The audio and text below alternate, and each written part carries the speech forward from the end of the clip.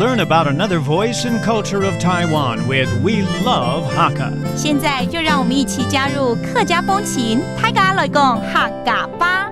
Hey, welcome back to another edition of Practical Hakka on ICRT. Hello， 好，大家好，我是 Alice 彭。Hello, 你好，大家好，我是 Joseph Ling. And this whole month, we're teaching you the term on how to say in Hakka, it's so cold. 好冷哦。很冷哦。很冷哦。Okay, Alice, 手借给我一下，我摸一下。哎呀，你的手好冷哦。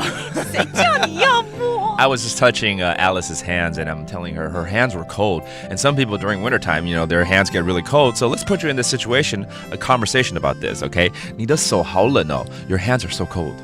给树很冷哦。给树很冷哦。给树树 is your 手。对。Okay, even though it sounds like tree, 听起来像一棵树，但它就是手。Okay. 对，因为女生的手脚冬天都会很冰冷，就要好好保养身体了。对呀、对不对？像我就会常常冬天都会手脚冰冷。哦，那就来教吧，就说我冬天都会手脚冰冷。愛寒天，愛寒天，都會樹人腳人，樹人腳人哦，要叫人來哦，叫人來幫忙取暖。對啊，叫人哦，不是啦，是什麼？樹人腳人就是手冷腳冷，就是手腳冰冷。哦，樹就是手，剛剛教了，然後腳就是腳。That means my hands are cold, my feet are cold. 那像我们海陆腔，如果手脚冰冷叫手冷腳冷。哦，手冷腳冷。Okay, that's a different dialect of saying my hands and feet are cold, are freezing.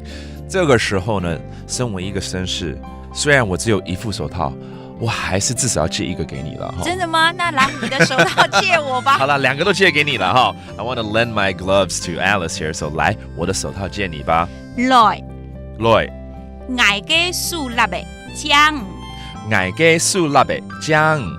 加就是借你 right? That means to lend it to you. 加手套怎么说？樹立嘅。樹立嘅 okay?